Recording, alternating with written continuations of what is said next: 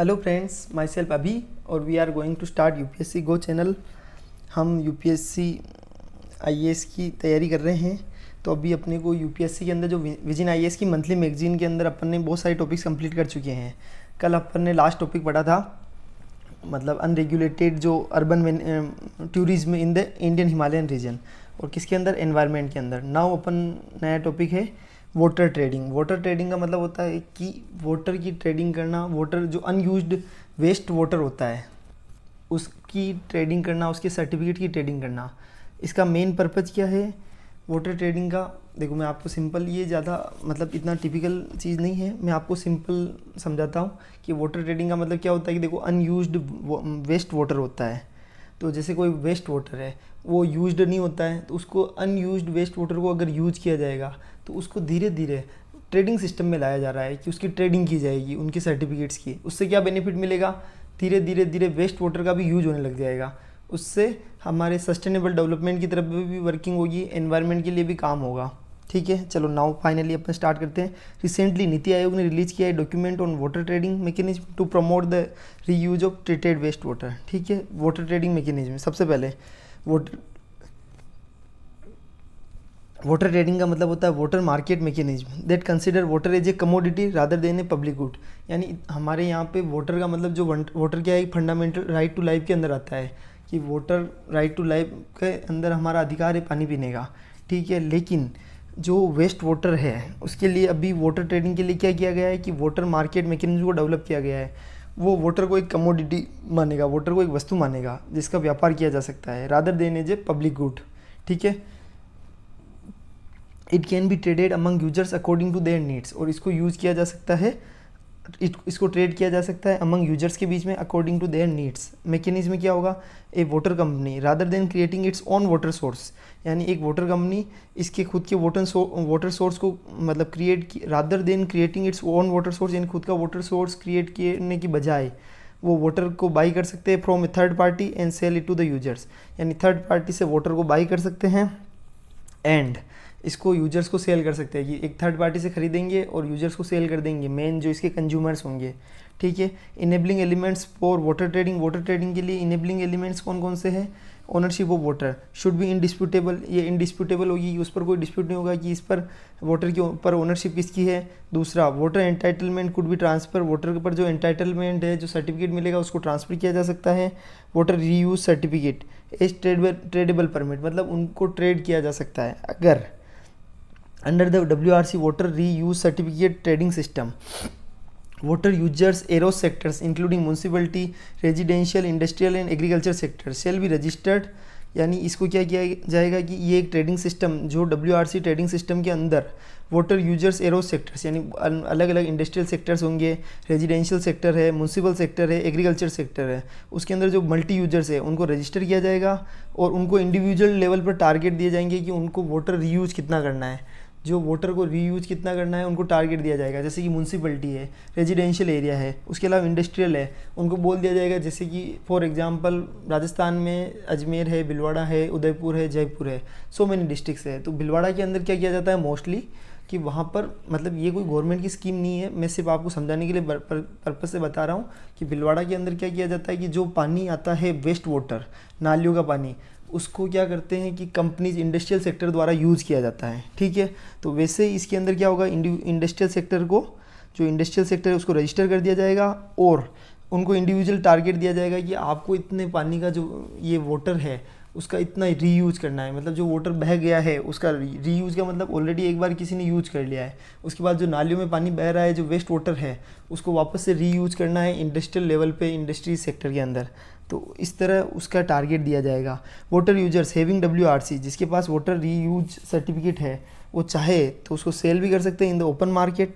अगर किसी पर्सन के पास, किसी इंडस्ट्रियल सेक्टर के पास है कि उनके पास वाटर रीयूज सर्टिफिकेट है, मतलब उनके पास सर्टिफिकेट है वाटर को रीयूज करने का कि हमने इतना वाटर रीयूज कर चुके हैं वो ऑलरेडी, तो अगर उनके पास एक्स्ट्रा सर्टिफिकेट है तो वो चाहे तो उसको सेल कर सकते हैं in the open market, allowing other water use to bridge the gap between their waste water reuse target. जैसे मैं एग्जांपल देता हूँ कि इंडस्ट्रियल सेक्टर्स में कुछ 40% यूज करने का टारगेट दिया गया, लेकिन उन्होंने वाटर को रीयूज कर दिया 45%, तो अभी 5% जो एक्स्ट्रा है वो चाहे तो दूसरे सेक्टर को बेच सकते हैं। इससे क्या होगा, अल्टीमेटली जो गवर्नमेंट का एम है वो पूरा हो जाएगा, जो अपना मेन टारगेट है ओवरऑल वो पूरा हो जाएगा। ठीक है। Now need for the reuse of treated waste water in through water trading, इसकी ज़रूरत क्या है कि हमको why there is a need कि भाई ट्रीटेड वेस्ट वाटर को रीयूज करने की नीड ही क्या है, मतलब वाटर ट्रेडिंग के थ्रू ही ज़रूरत क्यों है। अपन दूसरी तरह से इतने टाइम हो गया तब भी वाटर को रीयूज इंडस्ट्रियल सेक्टर कर ही रहे थे, लेकिन वाटर ट्रेडिंग के थ्रू क्या होगा, ये एक तरह से फाइनेंशियल मैकेनिज्म बन जाएगा। अब सोचिए कि अगर इंडस्ट्रियल सेक्टर पहले भी 45% यूज करता था और जैसे उनको टारगेट 40% का दिया गया, तो 5% एक्स्ट्रा का अगर उनको पैसा मिलेगा तो अगली बार ट्राई करेंगे कि हम 10% और एक्स्ट्रा यूज़ करें। इससे क्या होगा कि इससे फाइनेंशियल लेवल का एक तो मतलब वाटर भी एक तरह से इकोनॉमिकल सेक्टर के अंदर आ जाएगा, जिसके कारण लोग इसके ऊपर एफर्ट्स लगाएंगे वाटर रीयूज करने के लिए, वेस्ट वाटर का ज़्यादा से ज़्यादा रीयूज किया जाएगा इसके कारण। तो अभी सबसे पहले इसके अंदर पहला पॉइंट है rising pace of urbanisation. Only about 40% of urban waste water is treated in India. केवल इंडिया के अंदर जो अर्बन वेस्ट वाटर है उसका 40% ही यूज़ किया जाता है, even that is not being reused. और इसके इवन दैट वो भी अभी तक 40% भी पूरा रीयूज नहीं किया जाता है। अब सोचिए सिर्फ 40% वाटर अगर कोई वेस्ट होता है उसका सिर्फ 40% ही रीयूज हो रहा है तो कितना कम है। तो ये एक तरह से धीरे धीरे एक बड़ा सेक्टर बन सकता है। Unequal spatial distribution, wide temporal in spatial variation in the distribution of water. Water के डिस्ट्रीब्यूशन में बहुत सारी अलग अलग जगह अलग अलग वेरिएशन है। जैसे इंडिया के अंदर रिसीव होता है more than 80% of the rainfall during 4 month of the year के सिर्फ 4 महीने के अंदर केवल 80% रेनफॉल हो जाती है, और बाकी साल के 8 महीने हैं उसमें मतलब रेनफॉल इतनी नहीं होती है। तो रीज़न इसके कारण क्या होगा, वाटर रीयूज के कारण हमारे जो 6-8 महीने बचे हुए हैं उसके अंदर अपने को प्रॉपर पानी की फैसिलिटी मिल सकती है, कि इनको म्यूनसिपल सेक्टर को भी मिल सकती है, इंडस्ट्रियल सेक्टर को भी मिल सकती है, उसके अलावा जो नॉर्मल अपना रेजिडेंशियल सेक्टर है उनको भी पानी मिल सकता है। राइजिंग वाटर पोल्यूशन बहुत बढ़ रहा है।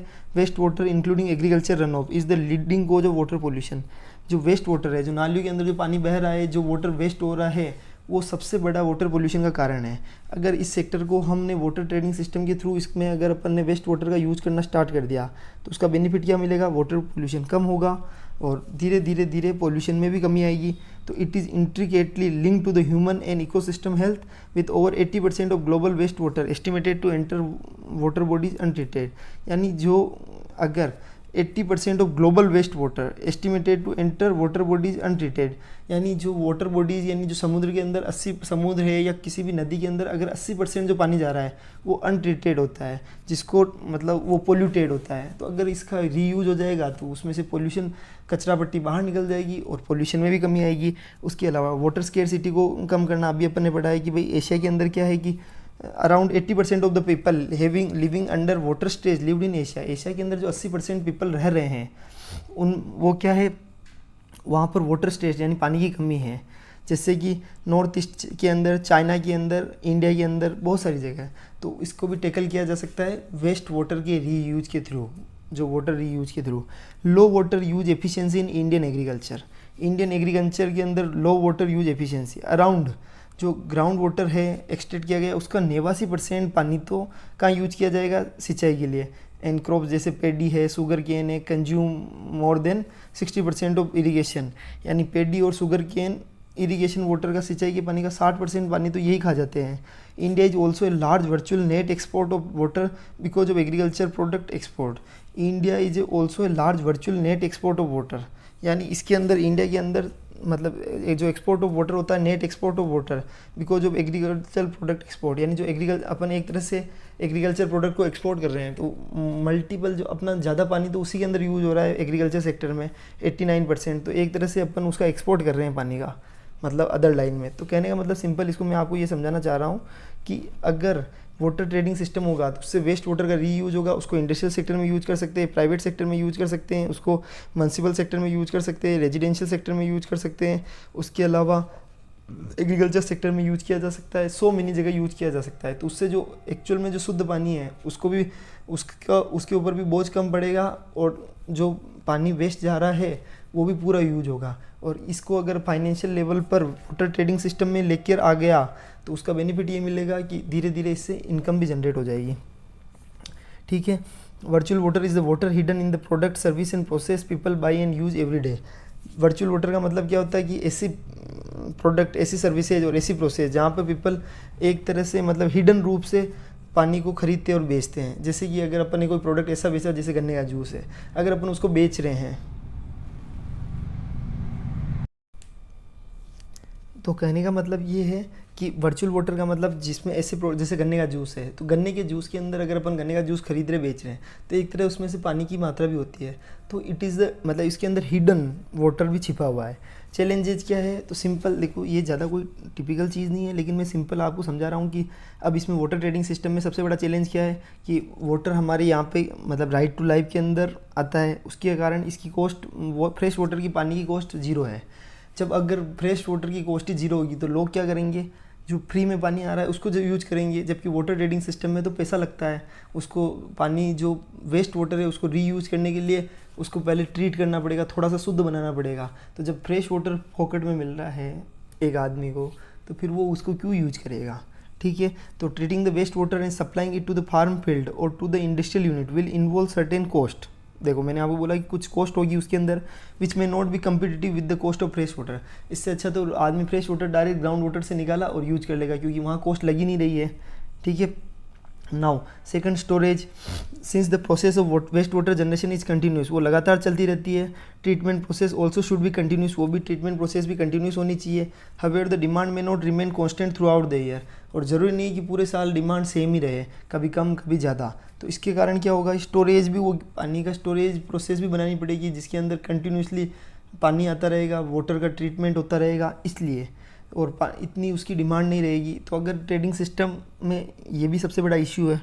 For example the crop may not require irrigation for a certain period, demands in industrial unit may also vary, this also require either storage of treated waste water और discharging the treated water to other fresh water sources.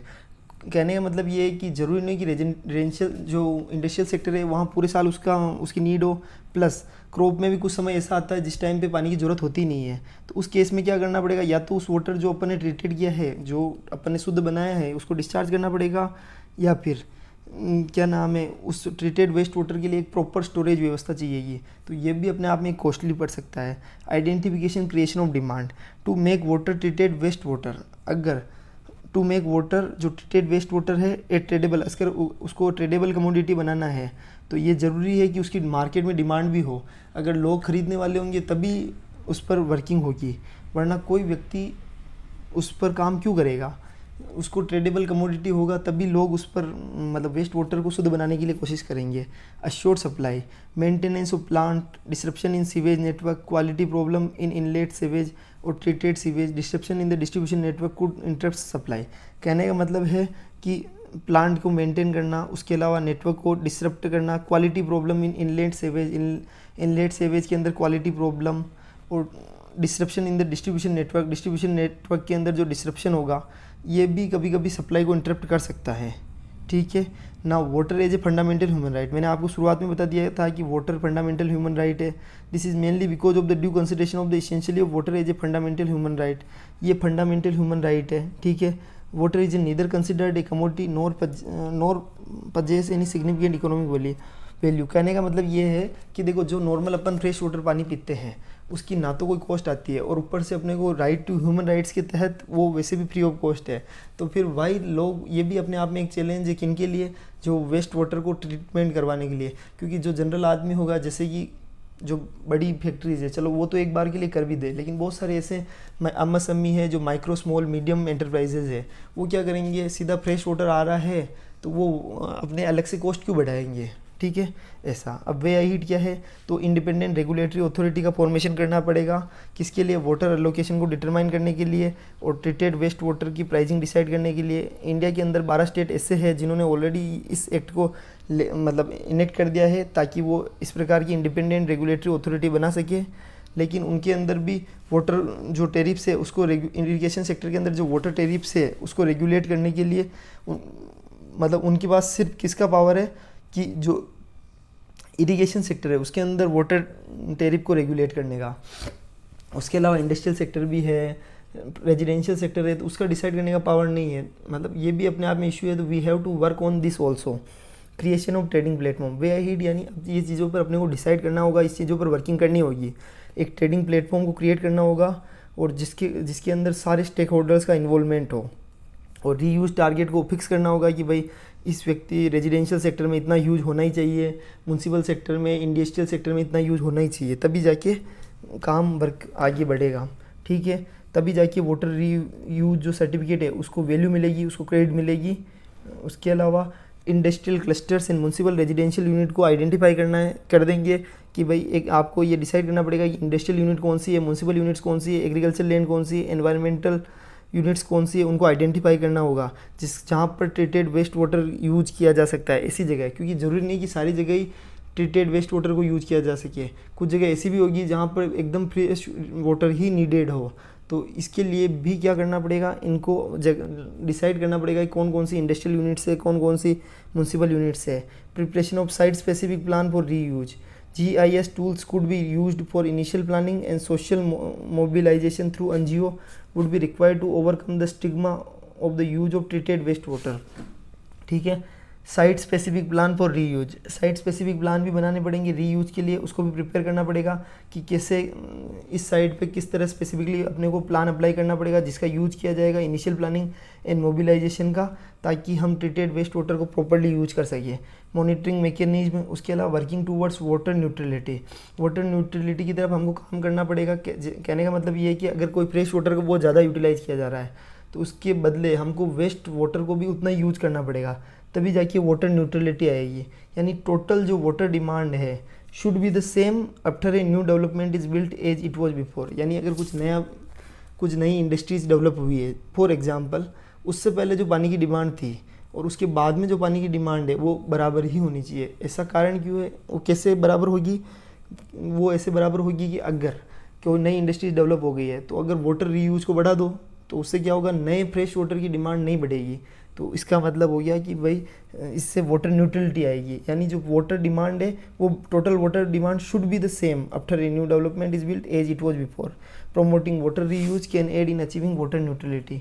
ठीक है, world best practices in water trading में कहाँ है, तो Australia, Spain, South Africa, ऐसी countries है, ये 3 कंट्रीज़ जहाँ पे वाटर ट्रेडिंग पर बहुत ज़्यादा फोकस किया जाता है। साउथ अफ्रीका तो मोस्ट एडवांस वाटर फ्रेमवर्क है वहाँ पे इन द वर्ल्ड।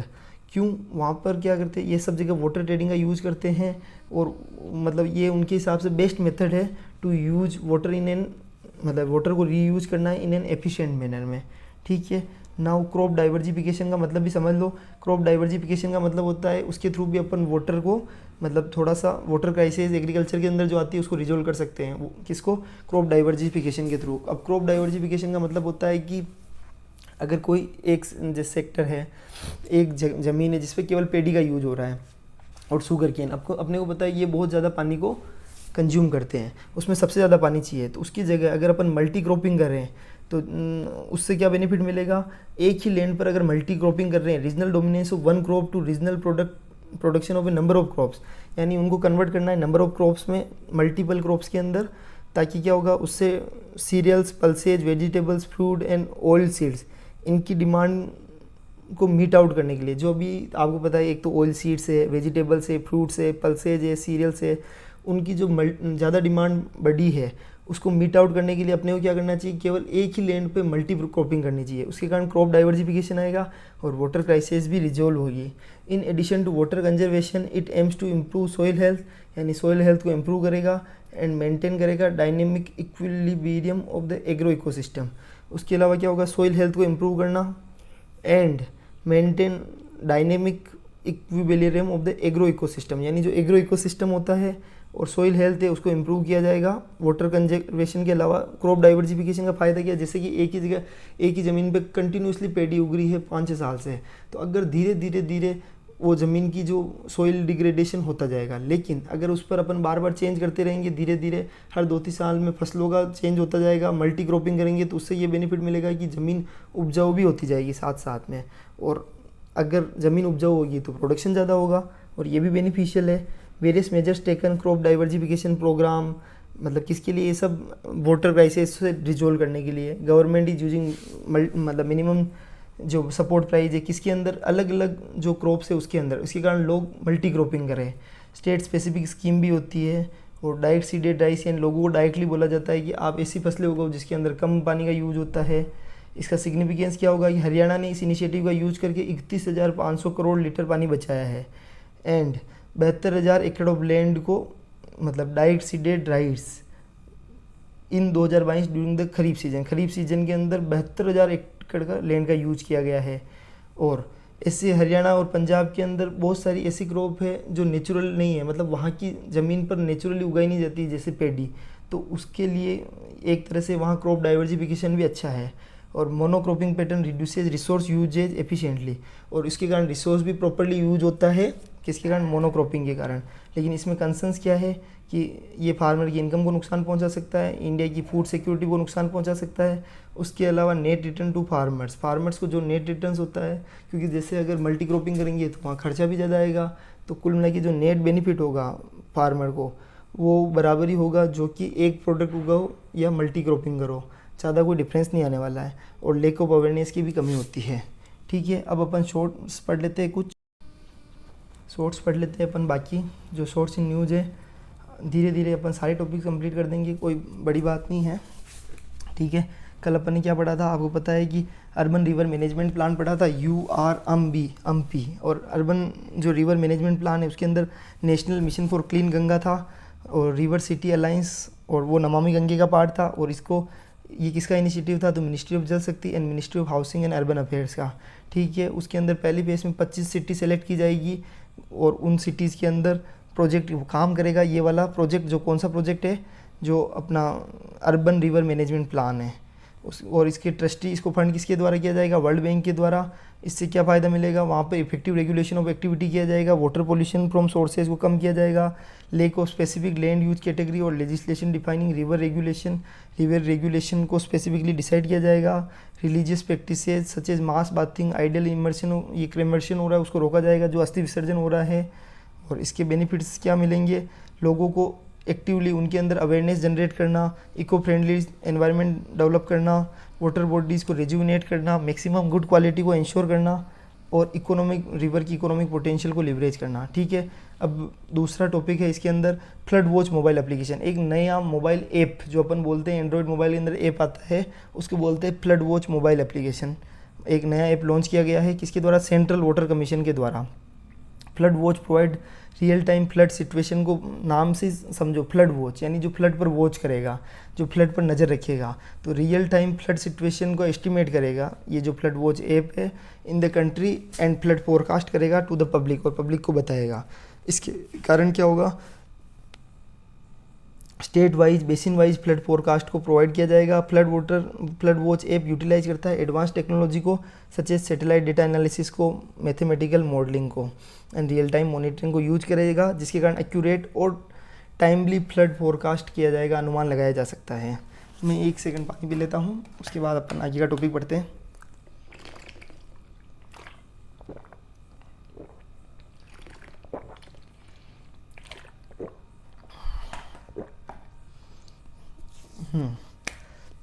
अभी नेक्स्ट टॉपिक है मीनामाता कन्वेंशन। मीनामाता कन्वेंशन सुना है, जो मर्क्यूरी की जो एडवर्स इफेक्ट होता है उसके कारण मीनामाता कन्वेंशन आया है। तो सबसे पहले मीनामाता कन्वेंशन ऑन मर्क्यूरी अडोप्टेड इन 2013। इसको सबसे पहले अडोप्ट कब किया गया था, 2013 में। कहाँ पे, जेनेवा के अंदर। इस Geneva is first global legally binding treaty, ये पहली ग्लोबल लीगली बाइंडिंग ट्रीटी है जिसको किसके लिए, ह्यूमन हेल्थ एंड एनवायरनमेंट को प्रोटेक्ट करने के लिए, from adverse impact of mercury की एडवर्स इम्पैक्ट से बचाने के लिए, हेल्थ एंड एनवायरनमेंट के लिए ये पहली लीगल बाइंडिंग ट्रीटी है, जिसका नाम है मीनामाता कन्वेंशन ऑन मर्क्यूरी। ठीक है, इट इज़ नेम्ड, इसका नाम रखा गया है, जापान की एक सिटी है दैट, मतलब उसके नाम पर ही इसका नाम मीनामाता रखा गया है, that became the epicentre of Minamata disease, जो कि मीनामाता डिसीज़ की एपी सेंटर बन गई थी। और a neurological disease caused by severe mercury poisoning in 1950 में क्या हुआ था कि मर्क्यूरी की जो पॉइजनिंग थी उसके कारण जापान के अंदर बहुत ज़्यादा इसका इफेक्ट आया था एक सिटी के अंदर, तो उसी के नाम पर इसका नाम रखा गया Minamata convention on mercury. It came into force in 2017, और जो ये मीनामाता कन्वेंशन है उसको अडोप्ट तो 2013 में कर दिया गया था, लेकिन ये फोर्स में कब आया, 2017 में। और उस टाइम पे देर आर परसिस्टेंटली, धीरे धीरे इसमें 144 पार्टीज़ है और 128 इसके सिग्नेटरीज है। इंडिया ने भी रेटिफाई किया इसको 2018 में, with flexibility for continued use of. India में क्या होगा, अपन कहाँ पढ़ रहे थे, अपन ये पढ़ रहे थे कि इंडिया में भी क्या, इंडिया ने भी इसको रेटिफाई कर दिया था 2018 के अंदर विथ फ्लेक्सिबिलिटी फॉर कंटिन्यूड। हम कंटिन्यूसली यूज़ करेंगे मर्क्यूरी बेस्ड प्रोडक्ट का एंड प्रोसेस, जिसके अंदर include involving mercury compounds up to 2025 तक हम इसको कंटिन्यूसली यूज करते रहेंगे और उसके बाद धीरे धीरे इसका यूज कम कर लिया जाएगा। मिनामाता कन्वेंशन के अंदर, मिनामाता convention requires that party Nations, जो इसकी पार्टी नेशंस है उनको क्या क्या करना है, तो सबसे पहले उनको रिड्यूस करना है एंड वेयर फिजिबल, जहाँ पर भी जितना पॉसिबल हो सके एलिमिनेट करना है use and release of mercury from artisanal and semi scale gold mining. यानी जो गोल्ड माइन होते हैं उसके कारण मर्क्यूरी रिलीज होता है, तो गोल्ड माइनिंग के जब मर्क्यूरी रिलीज होता है उसके कारण हमको उसको ट्राई करना है कि उसके यूज एंड जो मतलब मर्क्यूरी वहाँ से रिलीज हो रहा है उसको एलिमिनेट करने की कोशिश करनी है और रिड्यूस करने की कोशिश करनी है। उसके अलावा मर्क्यूरी जो एयर एमिशन यानी हवा के अंदर जो मर्क्यूरी का एमिशन होता है उसको कंट्रोल करना है।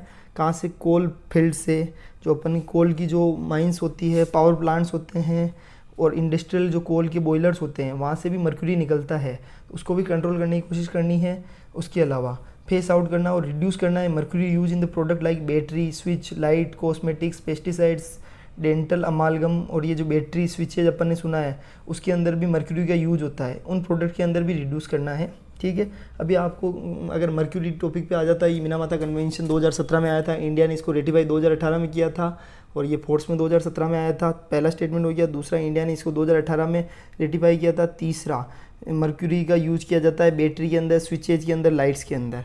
अब बताओ तीनों में से कौन सा स्टेटमेंट सही है, कोई एक, कोई दो, कोई तीन या कोई नहीं, तो तीनों स्टेटमेंट सही है। समझ रहे हो, ऐसे क्वेश्चन आ सकते हैं यूपीएससी के अंदर। उसके अलावा एड्रेस करता है supply and trade off mercury, mercury की ट्रेड एंड सप्लाई को एड्रेस करने का काम भी करता है। Safer storage and disposal and strategy, proper strategy जिसको एड्रेस कंटेमिनेटेड साइट, ऐसी साइट जो बहुत कंटेमिनेटेड एंड खतरनाक साइट्स है वहाँ पर प्रॉपर स्ट्रेटजी से proper disposal and proper storage किया जाएगा। मर्क्यूरी एक नेचुरली अक्रिंग एलिमेंट है जो कि फाउंड किया जाता है, जो सब जगह कहाँ पाया जाता है, एयर में, वाटर में एंड सॉइल में।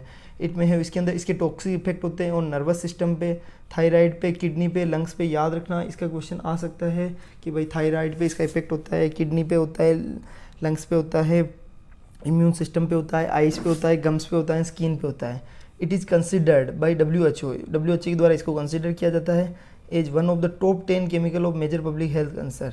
यानी जो मेजर पब्लिक हेल्थ कंसर्न के जो टॉप 10 केमिकल्स होते हैं उसमें WHO के द्वारा इसको कंसिडर किया जाता है। It is considered by WHO as one of the top 10 chemical of major public health concern. यानी WHO बोलता है कि जो टॉप 10 है वर्ल्ड के अंदर मेजर पब्लिक हेल्थ कंसर्न के जो ऐसे केमिकल्स जो सबसे ज़्यादा पब्लिक को नुकसान पहुंचाते हैं, उन टॉप 10 केमिकल्स में मर्क्यूरी का नाम भी आता है। ठीक है, अभी अपन इसके बाद एक टॉपिक और पढ़ लेते हैं और वो अपने लिए आज के लिए सफिशिएंट होगा, फिर बाकी अपन धीरे धीरे सारी चीज़ें कंप्लीट कर देंगे। एक प्लास्टिक ओवरशूट डे रिपोर्ट होती है। तो प्लास्टिक ओवरशूट डे रिपोर्ट, इसका मतलब होता है कि according to the report India contributed 16.7 days in 157 day of world plastic overshoot day in 2023। World plastic जो ओवरशूट डे बोलते हैं उसके अंदर इंडिया ने 16 डेज का कंट्रीब्यूट किया है। ठीक है, प्लास्टिक ओवरशूट डे का मतलब होता है कि ऐसा दिन जहाँ पर जो अपनी अर्थ है, जो अपना सिस्टम है, उसके द्वारा जो जनरेट किया जाता है, मतलब मैं आपको समझाता हूँ। Plastic overshoot day refers to the day when the amount of plastic waste, जो प्लास्टिक वेस्ट की जो जितनी मात्रा है वो क्रॉस कर जाती है the capability to waste management system. यानी क्या होता है कि अपने यहाँ पे जो सिस्टम है प्लास्टिक को मैनेज करने के लिए, प्लास्टिक को वेस्ट मैनेजमेंट को जो मैनेज करने की कैपेबिलिटी है, अगर उससे ज़्यादा प्लास्टिक का जनरेशन हो जाता है तो उसको बोलते हैं प्लास्टिक ओवरशूट डे। और इंडिया ने इसके अंदर 16 दिन का कंट्रीब्यूशन दिया है, 16.7 डेज का। It is based on the country's mismanaged waste index, जो कंट्री का मिसमैनेज्ड जो वेस्ट इंडेक्स होता है उस पर ये बेस्ड होता है। आइए इसके अंदर क्या होता है, mismanaged waste divide by total waste. Total waste के अंदर मिसमैनेज्ड वेस्ट का कितना रोल है, कितना रेशियो है। अदर की फाइंडिंग्स ऑन इंडिया, इंडिया के अंदर अदर की फाइंडिंग्स क्या है, categorise as the waste sponge referring to a low consumption yet a high level of plastic pollution. और जितना ज़्यादा इसका कंजम्पशन कम होगा, प्लास्टिक का कंजम्पशन इन द सेंस कि अगर प्लास्टिक को सही यूटिलाइजेशन इसका नहीं हुआ तो उसके कारण ये होगा, प्लास्टिक पोल्यूशन का भी बहुत बड़ा कारण बन सकता है ये। ठीक है, नाउ इसके बाद अपन ने यहाँ पढ़ लिया है। उसके अलावा annual per capita plastic consumption India की कितनी है, 5.3 kg per capita per year, जो कि लोवेस्ट है इन द वर्ल्ड। वर्ल्ड के अंदर लोवेस्ट किसकी है, इंडिया के अंदर। Ranks fourth in the MWI with 98% of generated waste being mismanaged. ठीक है, उसके अलावा मोस्टली ड्यू टू क्या नाम है, एक और चीज़ इसमें समझ लो आप, इंडिया के द्वारा इनिशिएटिव क्या लिया गया है कि 1000 cities to become 3 star garbage free, यानी 3 star garbage free by October 2024। Mission life plastic waste management rules, इसका यूज किया जाएगा, इनिशिएटिव है इंडिया के। एक तो प्लास्टिक वेस्ट मैनेजमेंट रूल्स, एक मिशन लाइफ है, और 1000 सिटीज़ को 3 स्टार गार्बेज सिटी मतलब फ्री सिटी बनाना है। ठीक है, उसके अलावा mostly due to the disposal of the collected plastic in the unsanitary landfills and dump site पे मतलब इसको प्रॉपरली डिस्पोज करना है। ठीक है, ये सिंपल, ज़्यादा कोई भारी नहीं है। और इसकी रिकमेंडेशंस क्या है, तो प्रमोट करो सस्टेनेबल अल्टरनेटिव्स को। उसके अलावा circular use must be faced out, यानी प्लास्टिक जो कि सर्कुलर यूज़ के लिए डिज़ाइन नहीं की गई है, यानी मल्टी यूज़ के लिए, उसको बाहर निकाल दो, मतलब उसको ख़त्म कर दो, उसका यूज ही बंद कर दिया जाना चाहिए। और इन्वेस्टमेंट को बढ़ाना चाहिए इन्वेस्ट मैनेजमेंट पॉलिसीज़ के अंदर, like extended product EPR, extended product responsibility, producer responsibility, यानी कि जो आदमी प्लास्टिक को जनरेट कर रहा है उसकी रिस्पॉन्सिबिलिटी डिस्पोजल तक होनी चाहिए, ऐसा। ठीक है, अर्थ ओवरशूट डे का मतलब क्या होता है कि August 2 is observed as the earth overshoot day for year 2023। अब अर्थ ओवरशूट डे का मतलब क्या होता है, is marked as the date when humanity's demand for ecological resource and service each year exceeds what earth can regenerate in that year. यानी कोई ऐसी product है, कोई ऐसी थिंकिंग मतलब ऐसी कोई चीज़ है जिसको अर्थ मतलब एक साल में जैसे कि 100 किलो जनरेट कर रहा है, सिर्फ एग्जांपल है। लेकिन अगर अर्थ तो केवल अर्थ की कैपेसिटी है 100 किलो रीजनरेट करने की, लेकिन ह्यूमन डिमांड्स और उन रिसोर्सेज के लिए अगर 110 हो गई तो मतलब उसको क्रॉस कर दिया है, तो उसको बोलते हैं अर्थ ओवरशूट डे। मतलब जो अर्थ के द्वारा जो चीज़ें प्रोड्यूस की जा रही है उससे ज़्यादा डिमांड बढ़ गई है, ह्यूमैनिटी की डिमांड। ठीक है, it is measure by global footprint network. इसको कौन मेजर करता है अर्थ ओवरशूट डे को, तो ग्लोबल फूटप्रिंट नेटवर्क 1971 से मतलब इसको हर बार इसको मेजर किया जाता है, किसके द्वारा, ग्लोबल फूटप्रिंट नेटवर्क के द्वारा। और इसको कैलकुलेट किया जाता है by multiplying the planets bio capacity, यानी जो प्लैनेट की बायो कैपेसिटी है उसके द्वारा इसको मल्टीप्लाई करके कैलकुलेट किया जाता है by humanity's ecological footprint by 365। इसके अंदर मल्टीप्लिकेशन किसका किसका होता है, एक तो प्लैनेट की बायो कैपेसिटी का एंड ह्यूमैनिटी की इकोलॉजिकल फुटप्रिंट का, और उसको 365 से मतलब मल्टीप्लाई कर दिया जाता है क्वांटिटी ऑफ इकोलॉजिकल रिसोर्स को जो कि ईच अर्थ मतलब हर ईयर जनरेट कर सकती है। और उसके अलावा ह्यूमैनिटी की डिमांड कितनी है पूरे साल के लिए, तो एक दिन से मतलब 365 से गुणा करने के साथ पूरे साल की डिमांड पता चल जाएगी, उसकी तरह इसको कैलकुलेट किया जाता है। ठीक है, आज के लिए मतलब 1 सेकंड में आपको इसमें एक MWI समझा देता हूँ। 1 सेकंड, MWI का मतलब होता है मिसमैनेज्ड वेस्ट इंडेक्स। ठीक है, इसका मतलब ये होता है। ठीक है, उसके अलावा एक आप थोड़ा सा मैप देख लो, इसको अपन कल पढ़ेंगे, आज नहीं पढ़ेंगे इसको, बहुत अच्छा है ये, एक बार मैं आपको वहाँ दिखा रहा हूँ। ये देखो, ये जो मैप है ये किसका है, साउथ अमेरिका का, मतलब नॉर्थ अमेरिका के नीचे जो साउथ अमेरिका वाले आइलैंड का पार्ट है, ये अमेजन फॉरेस्ट है। यहाँ पे इसके चारों तरफ की एक बार कंट्री देख लो, क्योंकि अब अमेजोन बेसिन है, उसका अपन कल टॉपिक पढ़ेंगे, इसलिए आज मैं आपको बता रहा हूँ सिंपल समझने के लिए। ये जो लाइनिंग है वो अमेजोन फॉरेस्ट है, तो अमेजोन बेसिन है, उसके कंट्रीज़ देख लो, एक तो ब्राज़ील, एक Bolivia, Peru, Colombia, Venezuela, Guyana, Ecuador, Suriname, French Guiana, ये सारी कंट्रीज़ को एक बार देख लो। इधर पैसिफिक ओशन है, और ये ब्राज़ील है जो कि अभी किसका G20 जो कंट्रीज़ है, अभी G21 हो गई है, लेकिन G20 जो कंट्रीज़ है तो उनकी अभी जिसने अध्यक्षता किसके पास, अब अध्यक्षता किसको दे दी है, ब्राज़ील को, नवंबर तक अपने पास है, उसके बाद इनको शिफ्ट कर दी जाएगी। ठीक है, ये टॉपिक आज के लिए सफिशिएंट है। इसको मैं मैप को सिर्फ आपको इसीलिए दिखा रहा हूँ ताकि आप समझ लो कि ये मैप अपन कल पढ़ेंगे इसके रिगार्डिंग। ठीक है, थैंक यू सो मच, जय हिंद, जय भारत। अगर आपको अपनी स्पीड स्लो लगती है मेरी तो आप 1.25 करके देख सकते हैं, और अगर आपको कोई भी इश्यू आता है तो कमेंट कीजिए, शेयर कीजिए, सब्सक्राइब कीजिए और मुझे बताइए। थैंक यू सो मच, जय हिंद, जय भारत, भारत माता की जय।